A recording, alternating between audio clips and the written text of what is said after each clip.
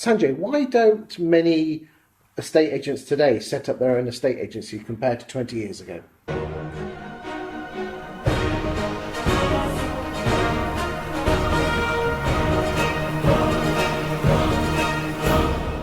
I think at the moment the water's all muddied with the likes of Purple Bricks, all the online agencies, and people are thinking, well, that's quite an easy way to do it. You can do it from your bedroom. Put in a high street presence, I would say could be potentially 100 grand, 200 grand to set up. A lot of these guys haven't even got the money to save up for a deposit for a house, let alone 100 grand. Where do you think the future is on people wanting to set up their own business?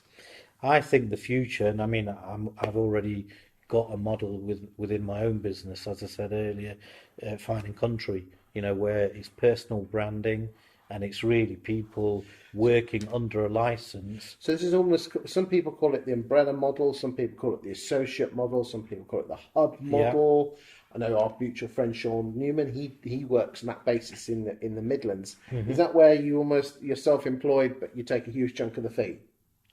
Absolutely. You take not only a chunk of the fee, but you also take a chunk of the costs as well. So again, everything's hand in hand.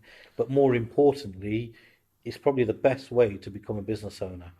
Whereas any other way, franchising, you've got to part with 20, 30, 40,000 pounds. There's not really too much support from, again, Yes. feedback I get back. The other way, you spend 100 grand and get a high street office and all that. Okay. Guarantees you nothing. I mean, we've got a mutual friend in Steve Wayne in London, and he's got a model where, because a lot of people say, well, if I give my job, I haven't got enough money to pay the rent or mortgage for 6 months. He actually pays them a wage to start with. What's your thoughts on that?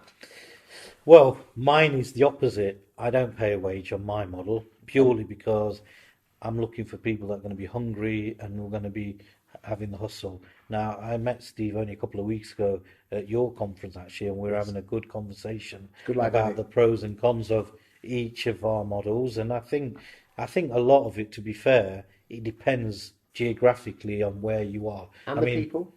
the people, the location, because again, no disrespect, but in London, the living costs are crazy. Up north, it's not as crazy. And I've met a lot of, guys and girls from various other sectors that want to come into this sector and they have got some money. So it's not, one shoe fits everybody. I think it's about the individual. Do you think estate agents are entrepreneurial? Or should Uh, we, tell you what, let's answer that one in another question.